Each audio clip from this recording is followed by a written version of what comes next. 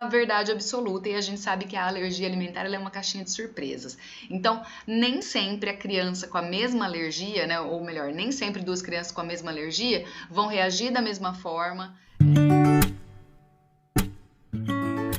Conhece, eu sou Isabela Jardim, nutricionista especialista em alergias alimentares e eu ajudo mamães a acabar com os sintomas da alergia alimentar em até 60 dias, com um método 100% natural. E hoje eu trouxe para vocês uma live com um tema que é uma das principais objeções da maioria das mamães que tem um filho, né, um bebê ou uma criança pequena que tem alguma alergia alimentar, que é o medo do filho ter uma desnutrição, ficar desnutrido e etc, por conta da dieta de exclusão. Toda mamãe que tem um filho alérgico sabe que faz parte do tratamento uma dieta de exclusão. O que é dieta de exclusão? A dieta onde a gente tira, né, exclui o alimento que está causando alergia, seja ele qual for. Então, se for uma criança, por exemplo, que é a PLV, que tem alergia à proteína do leite de vaca, nós vamos tirar o leite, excluir o leite da dieta. Se for uma criança que tem alergia ao ovo, vai tirar o ovo. Se for uma criança que tem alergia a glúten, vai tirar o glúten e assim por diante. Então, por isso que a gente fala dieta de exclusão, né? É a dieta onde eu excluo totalmente o alimento que causa alergia. E aí, então, por conta disso, uma das principais dúvidas e medos das mamães e medo das mamães é a criança ficar desnutrida, porque muitas vezes a mamãe sabe que tem que excluir esse alimento, mas não sabe o que dá para a criança no lugar desse alimento, ou até mesmo nas situações corriqueiras, né, do dia a dia, lanchinho da escola, café da manhã, etc. Principalmente se for uma criança que já tem mais de 6 meses e que, portanto, já come também, além de tomar o leite, né? Então, essa é realmente uma dúvida assim, muito recorrente. E é uma dúvida que tem um pouco de crença também envolvendo essa dúvida, porque muita gente acredita que a criança que tem alergia alimentar, ela necessariamente já aparenta um grau de desnutrição, ela já parece uma criança que é menor e etc. E isso não é verdade. Isso é uma crença. Nem toda criança que tem alergia alimentar vai ter problemas de desenvolvimento físico, né? Então a criança pode muito bem ter um desenvolvimento de altura, né, de estatura, crescimento e ganho de peso normal, ainda que ela apresente uma alergia alimentar, tá?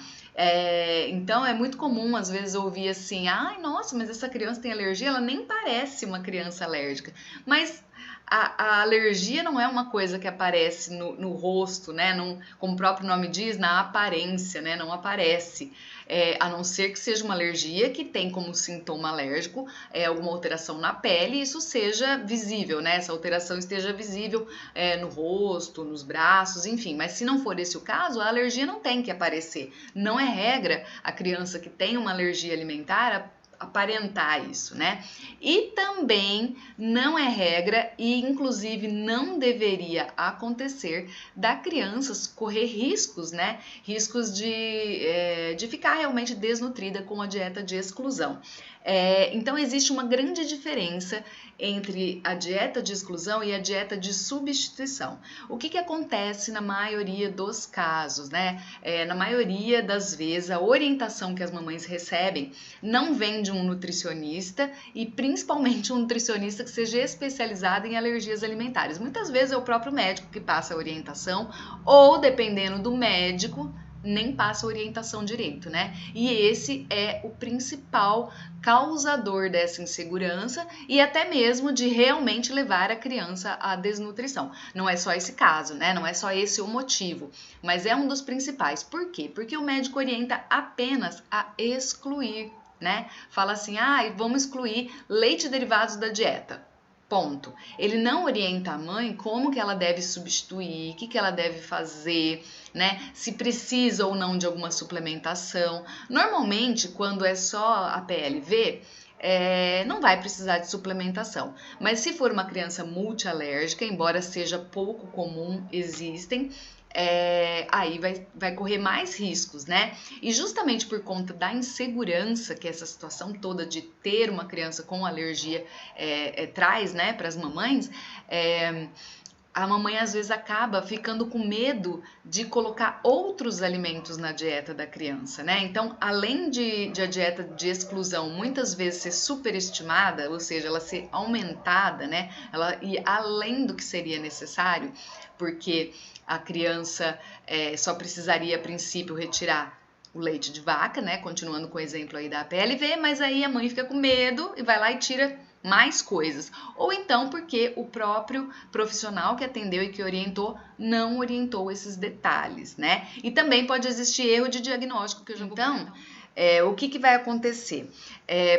Muitas mães ouvem, né? Justamente por não ter acesso ao profissional o tempo todo, ter que esperar uma próxima consulta para tirar as dúvidas, etc. E as dúvidas vão no dia a dia, né? Elas vão acontecendo, elas vão aparecendo. E eu sei, porque também sou mãe, que quando a gente está com muita dúvida, muita insegurança, a gente vai recorrer ao Dr. Google, né? A gente vai procurar coisas na internet, conversar com outras mães que também têm crianças alérgicas, para saber o que a gente deve fazer.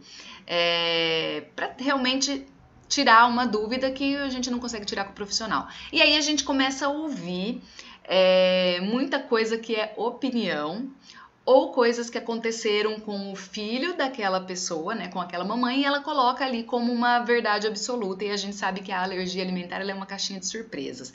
Então, nem sempre a criança com a mesma alergia, né, ou melhor, nem sempre duas crianças com a mesma alergia vão reagir da mesma forma, tanto bem, né, reagir bem a algum alimento que substituiu, quanto reagir mal. Então, isso é uma coisa muito individual, né? Mesmo que a criança apresente a mesma alergia da outra criança, tá? Não, a gente não tem sintomas padrão. Inclusive, isso vai ser tema de uma próxima live.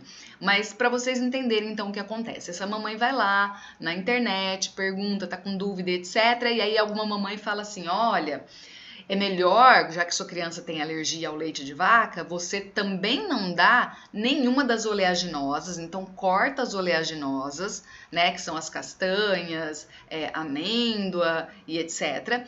Corta elas da dieta, né? Exclui elas da dieta, exclui também ovo, exclui também soja, exclui também os peixes e frutos do mar. E aí começa, né, a mamãe a começar a excluir um monte de coisa com medo de que a criança faça reação também a esses outros alimentos. E aí aparece aquela mamãe assim, o meu filho também é PLV e ele teve alergia de banana. E a mãe fica morrendo de medo, já tira a banana também da dieta. O meu filho reagiu a arroz, é bom você tirar arroz também. E assim vai, né? A mamãe, na melhor das intenções, assim como as outras mamães que estão tentando ajudar, elas estão ali tão inseguras e ao mesmo tempo com medo umas de ajudar, com medo não, com a intenção de ajudar umas às outras, acabam às vezes atrapalhando um pouco, porque elas não sabem que as crianças reagem de forma diferente, né? E aí aquela mamãe insegura começa a fazer o quê? Começa a tirar tudo da dieta, né? Ou então ela não foi orientada a substituir esses alimentos que vai leite. E aí ela começa ela simplesmente exclui e não coloca outra coisa no lugar, né? Quando a gente pensa no leite, especialmente o leite de vaca, né? A gente já pensa sempre na mamadeira da criança, né? Que é uma criança que provavelmente toma leite de vaca ou come algum derivado, toma iogurte, come queijo e etc. E aí, a hora que tira isso, a mamãe às vezes fica meio perdida. E muitas vezes, até na hora de substituir esse alimento, ainda que ela tenha uma noção de como substituir, ela ainda comete erros porque não foi orientada a como fazer essa substituição. E eu vou dar um exemplo para vocês que é assim muito, muito comum. Quando a gente fala de tirar leite de vaca da dieta, a primeira coisa que vem na cabeça, a primeira opção é substituir pelo leite de soja, porque o leite de soja é muito mais popular, muito mais conhecido, muito mais fácil de achar, né? Tem um preço um pouco mais acessível do que os outros leites vegetais, então acaba sendo a primeira coisa que vem na cabeça das mamães, né? Aí a mamãe oferece aquela mamadeira com leite de soja a primeira vez, a criança não aceita, aí ela pensa, eu vou dar aqueles leites de soja com sabor, né? Principalmente aqueles que tem fruta junto, né? Que na verdade não são leite de soja, eles são suco de soja. O que significa? Significa que eles têm mais suco do que o leite de soja. E aí essa criança com certeza não vai receber todos os nutrientes, especialmente quantidade de proteína, que ela receberia se ela tivesse de fato usando o leite de soja, né, puro, não diluído num suco, por exemplo. Essa mamãe muitas vezes não sabe que ela pode fazer um bolo delicioso substituindo o leite de vaca que vai no bolo por um suco natural. Né? Ela não sabe que dá para fazer pães sem leite, ela não sabe que ela pode retirar o iogurte da dieta da criança e oferecer iogurtes que são à base de soja, porque já existe também iogurte à base de soja. Então, tudo isso a mãe tem que ser orientada, né? As mães às vezes confundem também lactose com proteína de soja, então a mamãe acaba realmente ficando perdida na hora de substituir. E aí, muitas vezes não sabe, né? Nem sabe, assim, ela substitui às vezes o leite da mamadeira, mas começa a ficar pensando assim, nossa, meu filho não vai mais poder comer bolo, não vai mais poder comer pão, eu sempre dou um lanche de pão com queijo, o que eu vou pôr no meio desse pão para a criança comer se eu não posso mais colocar queijo? E aí o que é necessário que a mamãe entenda é que quando a criança tem alergia ao leite de vaca, é só leite de vaca e derivados que você vai tirar da dieta. Então, o que você pode colocar, por exemplo, no meio de um pãozinho para fazer um lanche para a criança? Primeiro que esse pão tem que ser sem leite, né? E aí você pode colocar carninha moída, peito de frango, pode colocar outras opções de recheio para essa criança que não seja o queijo. Então, na prática, a gente acaba conseguindo e é assim primordial que o profissional que está acompanhando essa mãe, que ele saiba orientar em relação a essas substituições, porque se não orienta em relação a essas substituições, a mãe às vezes fica realmente perdida de como fazer, né?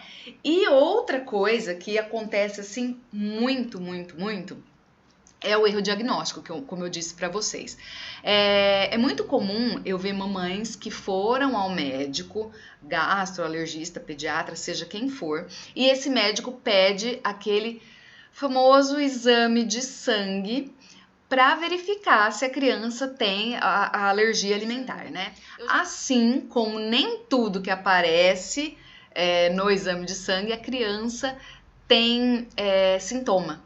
Então, é muito comum que a pessoa alérgica, seja qual for a alergia que tem, até se for uma alergia, por exemplo, que não está relacionada diretamente com a alimentação, a pessoa que tem alergia, ela tem uma tendência a desenvolver anticorpos que combatem, vamos dizer assim, né?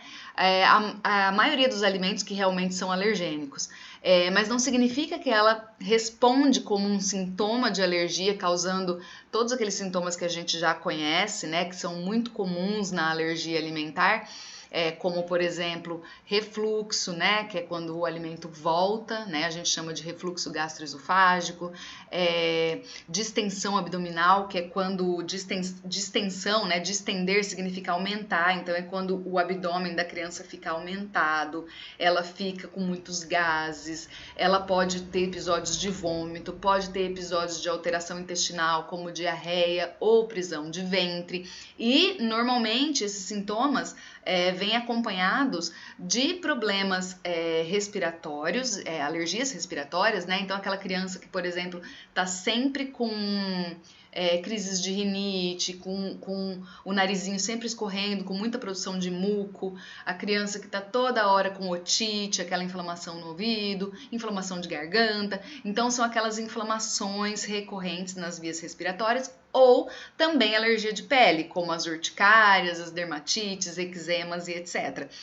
Então esses são os sintomas clássicos da alergia alimentar, né? E aí pode ser que no exame de sangue apareça lá que a criança tem alergia do leite de vaca, que era o que já estava sendo suspeito, né, que era o suspeito, mas ela também aparece lá que ela tem IgE, que a gente fala, né, que é a imunoglobulina que aparece no exame de sangue quando se tem uma alergia mediada, e ela pode então apresentar IgE para outros alimentos, ela pode apresentar IgE lá para ovo, clara de ovo, para banana, para arroz, para não sei o que, pode acontecer que apareçam esses outros alimentos.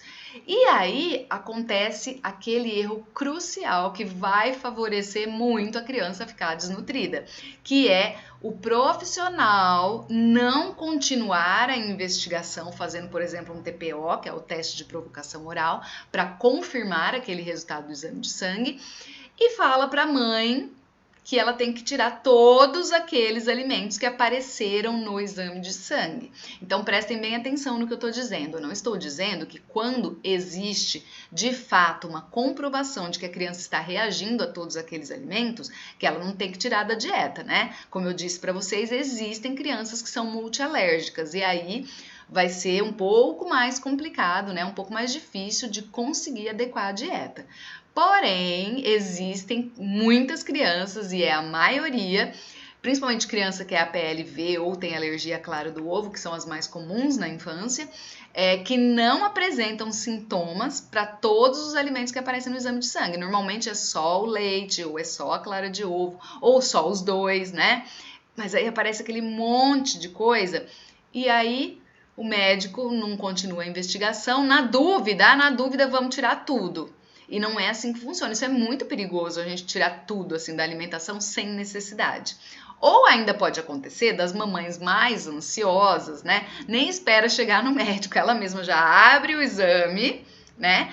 E aí ela vê que tá escrito ali que tem IgE para aquele monte de alimentos, aquela lista imensa de alimentos, e aí ela já fica apavorada, ela já por si só já exclui tudo da dieta, né? Na dúvida eu vou excluir, porque qual é a ideia que a gente tem em mente quando se trata de uma alergia alimentar?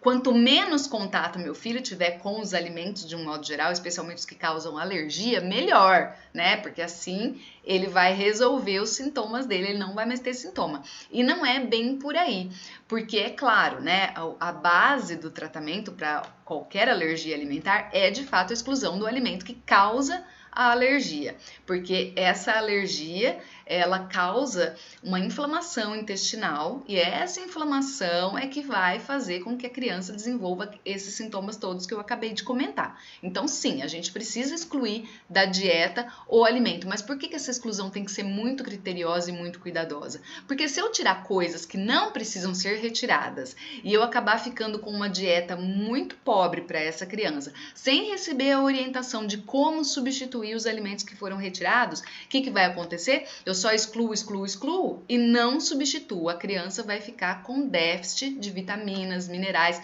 muitas vezes até déficit de calorias, de carboidrato, de proteína. E isso na fase de crescimento é uma coisa muito séria, porque eu posso ter inclusive atraso no crescimento, né, que a gente chama de desenvolvimento ponderal. Eu posso ter atraso no desenvolvimento ponderal, ou seja, a criança não vai crescer como ela deveria crescer naquela idade, né? E eu tô falando isso quando isso é decorrente de uma desnutrição. É claro que a gente tem aquelas tabelinhas, né, onde a gente acompanha aquelas curvas de crescimento e curva de ganho de peso. Essas tabelas são padronizadas e a gente tem a média, né? Como é que a gente acha essa média nessas tabelinhas? A gente pega o total de crianças que foram investigadas, né, que foram utilizadas para desenvolver essas tabelas, e pega a média delas e entra num consenso de que a média, de que o ideal é aquilo. Mas claro que pode ser que seja natural para a sua criança ser uma pessoa um pouco mais baixa ou ser uma pessoa um pouco mais alta. Não é isso que eu estou dizendo, mas aquela criança que vinha tendo um desenvolvimento normal e aí de repente ela começa a parar de ter aquele ritmo de crescimento numa idade em que a gente sabe que ela deveria estar crescendo, né, mais, por exemplo, pode ser um efeito, vamos dizer assim, né, da desnutrição, da falta de vitaminas, da falta de calorias, de proteínas e etc. E infelizmente a gente não consegue recuperar. A gente pode colocar ela de novo naquele ritmo de crescimento, mas aquele crescimento que ela deveria ter tido não tem como recuperar. A gente só consegue recuperar peso, tá? O peso a gente consegue quando a criança está abaixo do peso, adequando a dieta dela. Então é muito sério excluir alimentos que não são necessários quando você de fato não precisava excluir esses alimentos, né? E aí vocês podem estar assim se perguntando, mas Isa, então como é que faz para eu saber se apareceu tudo aquilo no exame Como é que faz para eu saber se meu filho realmente não reage a todos aqueles alimentos? Bom, um bom profissional, para fazer o diagnóstico, ele não vai usar só o exame de sangue. O exame de sangue ele serve para dar um norte, ele serve para confirmar as alergias que são IgE mediadas, que são as únicas que aparecem no exame de sangue, né? As alergias que não são mediadas, elas não aparecem. Nós vamos fazer uma live para falar um pouquinho mais detalhado sobre isso. Mas, então, o exame de sangue ele só serve para ajudar o profissional a fazer esse diagnóstico. Serve para dar um norte, sabe? Para a pessoa ter uma ideia como ela vai investigar. Para a pessoa que eu digo é o profissional da saúde, né? Ele também vai usar a história clínica. O que é essa história clínica? É conversar com a mãe. A gente tem que saber de vocês como que é a história dessa criança, ainda que seja um bebezinho. Ainda que seja um bebezinho aí de 1 mês, 2 meses, eu vou querer saber como foi a gestação, se tem história de alergia na família, o ganho de peso da mãe na gestação, como que a criança nasceu prematura, nasceu a termo, nasceu com peso bom, nasceu muito abaixo do peso. Tudo isso vai influenciar no diagnóstico, tá? Quando é uma criança maiorzinha, que já se alimenta, né, de outros alimentos além do leite, né, além do leite materno ou da fórmula, a mamãe já vai saber, por exemplo, me dizer se ela já consumiu, por exemplo, banana. Eu já dei banana para o meu filho, você percebeu alguma alteração, alguma coisa diferente? Não, parece que não teve nenhuma reação. Já é um indício de que a banana, ainda que tenha dado lá no exame, provavelmente não dá alergia, não dá sintoma. E uma forma assim que a gente chama de padrão ouro, né, que é a melhor forma da gente comprovar isso, é fazendo teste de provocação oral, né? O TPO é aquele que na prática a gente vai ver se a criança tem reação ou não, que é oferecendo o alimento, né? Então, por exemplo, vamos supor que ali naquele exame veio que a criança tem alergia de banana, alergia de arroz, alergia de ovo, alergia de leite. Eu só estava desconfiando da alergia de leite, por conta dos sintomas, porque a mãe percebeu que quando ela consome leite é que ela fica pior, enfim. E aí apareceram esses outros. E agora? Tem que tirar ou não esses outros? Então, a gente pode fazer esse teste oferecendo para a criança aquele alimento, aquele outro alimento, a banana, por exemplo, ou o arroz ou o ovo, e observar se ela tem sintomas. Mas tem um outro detalhe. Não é qualquer valor que aparecer ali naquele exame que vai ser indicativo até de fazer TPO. Porque às vezes aparece no exame, mas aparece um IgE muito baixinho. E aí, se a gente sabe que aquele IgE, aquele valor deu muito baixo, então ele existe, mas é um valor baixo. E a mãe ainda fala, nossa, mas eu não percebi nenhuma reação, meu filho sempre comeu banana e tá tudo bem, a gente já desconfia que ele de fato não reage a esse alimento. Então, muito cuidado com os diagnósticos superestimados, né? Muito cuidado, mamãe ansiosa que abre o exame e já tira tudo da alimentação do filho sem receber orientação antes, tá? E se o seu médico falou para tirar todos os alimentos sem investigar melhor, também você deve procurar um outro profissional. Tá? O profissional especializado, bem treinado, com bastante experiência profissional, ele vai saber se aqueles dados condizem com uma alergia que de fato existe e ele vai investigar um pouco melhor se ele achar que pode de fato existir alergia a esses outros alimentos, tá? Mas eu tô contando isso para vocês porque eu percebo muito no meu dia a dia, tanto em consultório quanto nos grupos que eu faço parte, isso sendo uma dúvida muito recorrente. Tem mãe que tira até foto do exame de sangue antes de ter levado para o médico, tá? Ela pega o resultado do exame, tira a foto e coloca lá nos grupos, né? Ai, gente, meu filho tem alergia de tudo isso e agora eu não sei o que eu dou para ele. Calma, mamãe, não é porque apareceu lá no exame que ele tem alergia de tudo, tá? Uma outra coisa também importantíssima e que vai contribuir para que a criança não desenvolva desnutrição com a dieta de exclusão é com o que você vai substituir. Eu já falei do leite de soja, né, para tomar cuidado, que o suco de soja não é a mesma coisa que o leite, mas a gente só vai usar bebida vegetal, leite de soja, leite de amêndoa, de arroz, de aveia, seja do que for, só depois dos 2 aninhos de idade, porque a recomendação é que a criança receba leite materno até os 2 anos de idade, justamente porque o leite materno, ele contém tudo que a criança precisa. Ah, Isa, mas meu filho está se alimentando bem, apesar de eu ter excluído o leite e os derivados e tal. O médico falou que agora que ele fez 1 aninho e ele está comendo bem, eu não preciso mais dar a fórmula. Tudo bem, pode acontecer isso. Então a gente diz que é até os 2 anos, porque é a recomendação, mas pelo menos no primeiro ano tem que ser a fórmula infantil se o seu bebê não recebe leite materno. Então, não pode substituir leite materno por outro tipo de leite antes da criança fazer 1 ano. Aliás, até as crianças que não têm alergia ao leite de vaca, que não são APLV, não devem receber leite de vaca, esse leite que a gente compra de caixinha, até fazer 1 aninho de idade, porque o leite de vaca, ainda que a criança não tenha alergia, ele não tem todos os nutrientes que a criança precisa nessa fase, né? Então, vamos pensar, vamos ver aqui se eu consigo explicar para vocês de uma forma que vocês entendam. Então, vamos pensar na seguinte situação. O bebê, até os 6 meses de idade, né, 5 a 6 meses, mama no peito exclusivamente, então ele só recebe leite materno. A gente não precisa dar mais nada para o bebê quando ele mama no peito, até ele fazer 6 meses. Então imaginem o quão completo é esse alimento. Então ali já tem água, já tem minerais, vitaminas, carboidrato, proteína, gordura, tudo do jeitinho que a criança precisa, além de vários outros benefícios que o leite materno tem, que nós também vamos conversar mais detalhadamente numa outra live. Então, a criança, ela tem aquele alimento perfeito, balanceado e que garante tudo que ela precisa para ela se desenvolver.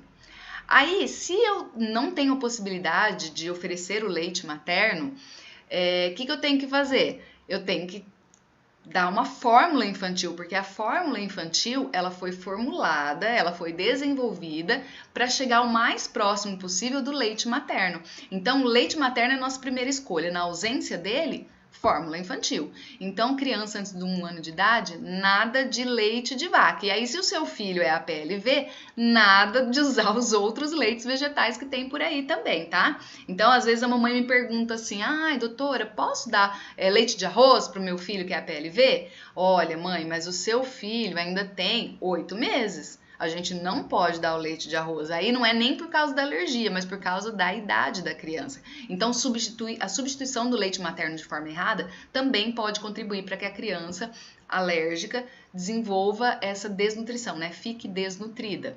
E aí, quando a criança já se alimenta, né? Aí passou aí dos 5, 6 meses e a gente começa a fazer a introdução alimentar, o começo da introdução alimentar, e a mamãe que já passou por essa fase vai me entender, o começo é um pouco complicado, a criança não vai, né? A gente tem aquela ilusão de que a criança vai bater um pratão logo de cara, né? Então a gente já pensa, nossa, arroz, feijão, carne, essas coisas são tão gostosas, a gente gosta, então a hora que eu oferecer pro meu filho, certeza que ele vai querer comer. E a gente confunde muito isso, né? Achando que o hábito que a gente tem é uma coisa natural, a gente gosta das coisas que a gente acostumou a comer. Se você pensar que o bebezinho até ali só recebia leite materno, ou seja, só um alimento líquido e com um sabor muito característico, qualquer coisa que você oferecer para essa criança, até água às vezes, a criança vai estranhar, vai fazer careta, vai cuspir a comida, etc. Então, eu ainda preciso garantir, até que essa criança aprenda a se alimentar muito bem, né? Até que ela coma uma quantidade boa de comida e quando eu falo quantidade boa, eu quero dizer também em relação à qualidade, tá? Tanto a qualidade quanto a quantidade, que ela se alimente de uma forma que a gente diria assim, normal, né? Entre aspas, até ela atingir isso, que normalmente ocorre lá mais ou menos quando a criança faz 1 aninho, né? Que a gente fala que com 1 ano já come comida da família. Até ali eu tenho que garantir, através da fórmula, que a criança vai receber tudo que ela precisa.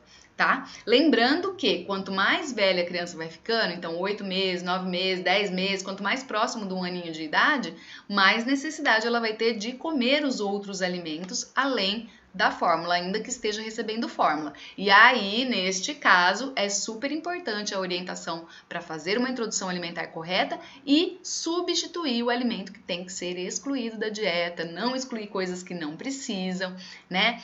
Para que você possa adaptar as receitas para o seu filho. Isso também é uma coisa muito importante. Eu costumo dizer que a pessoa que convive com alergia alimentar, ela tem que aprender se já não tinha esse hábito antes, ou criar o hábito de ir para a cozinha, né? Porque a melhor forma de eu garantir uma boa alimentação para o meu filho e que ele não tenha contato com o alimento que causa alergia é eu mesma cozinhar, é eu fazer alimentos sem colocar esse ingrediente e alimentos que sejam gostosos. Então, a criança que tem alergia, ela não precisa ficar sem comer um bolo, ela não precisa ficar sem tomar um suco, sem tomar uma vitamina, às vezes até um sorvete, né? Basta que eu faça ou que eu tenha acesso a esse alimento sem o leite, né? Sem o leite ou sem os traços também, né? Isso também é importante. Então, o e-book ajuda nesse sentido, porque tem um monte de receita, inclusive tem também uma sugestão de cardápio para você saber onde você encaixa as receitinhas do e-book e você pode oferecer isso até para a família toda, gente, porque comida de verdade, arroz, feijão, carne, salada, fruta, todo mundo da família tem que comer, né? Então, não tem necessidade de você fazer uma comida para criança que é alérgica e outra para o pessoal que não é alérgico.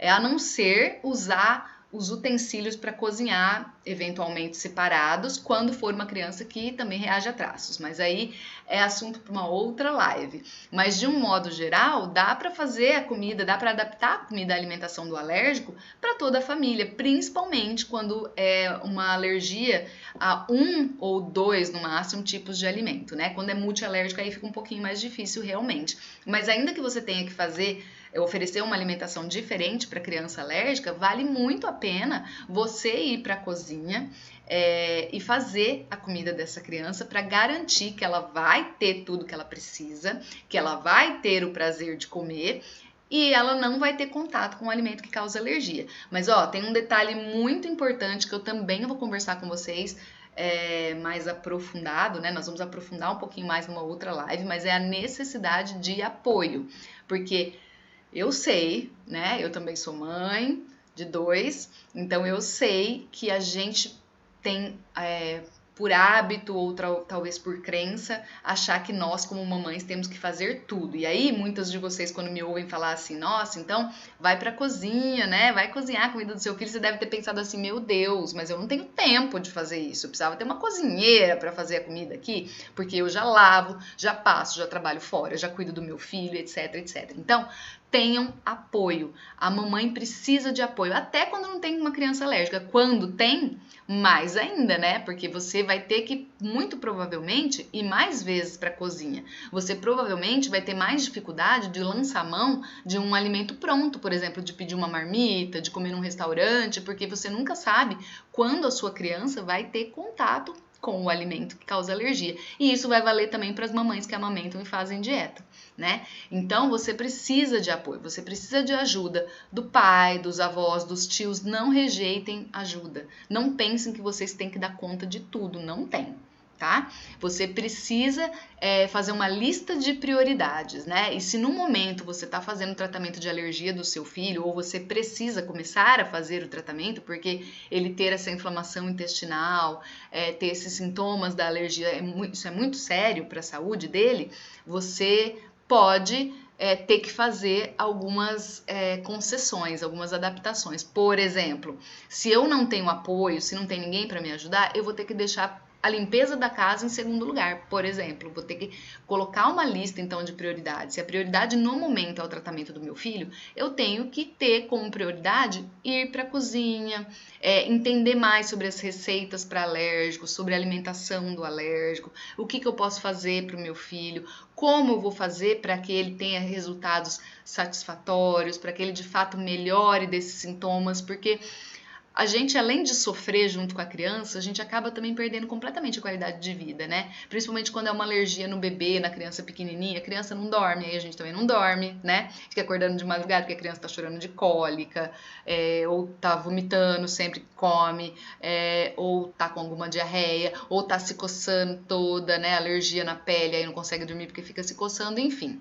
São várias as coisas que podem acontecer quando a criança tem uma alergia alimentar não controlada. Sem contar que, ainda que a maioria das crianças, especialmente as que são APLV ou alergia ao ovo, vão desenvolver o que a gente chama de cura espontânea, né? Elas vão deixar de ser sensíveis a esses alimentos. além de apesar de saber que a maioria vai acontecer isso, quanto antes a gente fizer o tratamento, além de melhorar a qualidade de vida, antes essa cura vem, tá? E os sintomas, se aparecerem, são mais leves, enfim. E aumenta também as chances dessa cura vir, porque é uma porcentagem grande, mas não é 100%. Então, eu posso aumentar as chances da criança obter uma cura com o tempo se eu fizer um tratamento correto o quanto antes, porque a alergia alimentar está relacionada com o sistema imunológico, que por sua vez precisa se desenvolver, precisa estar maduro para que a criança alcance a cura ou estabilize os sintomas, né? E uma das formas, claro, é a gente parar com a inflamação intestinal, excluindo o alimento, mas garantir também todos os nutrientes e a alimentação que a criança precisa, porque se eu deixar a criança ficar desnutrida, né, usando aqueles exemplos que eu falei para vocês, excluindo coisa que não precisa ser excluída, substituindo de forma errada e etc., a criança também pode atrasar o desenvolvimento e a maturação, né, do sistema imunológico de um modo geral. E isso também pode contribuir de forma indireta com o não desenvolvimento da cura da alergia. Então é muito sério o cuidado e o tratamento alimentar da forma correta. Tá? Não é somente uma dieta de exclusão, é uma dieta de substituição. A gente sempre fica muito preocupado com o que tem que tirar da dieta, eu não posso isso, não posso aquilo, e esquece de pensar no que pode e como pode suprir aquilo que foi retirado da dieta. E isso é muito importante, tá bom?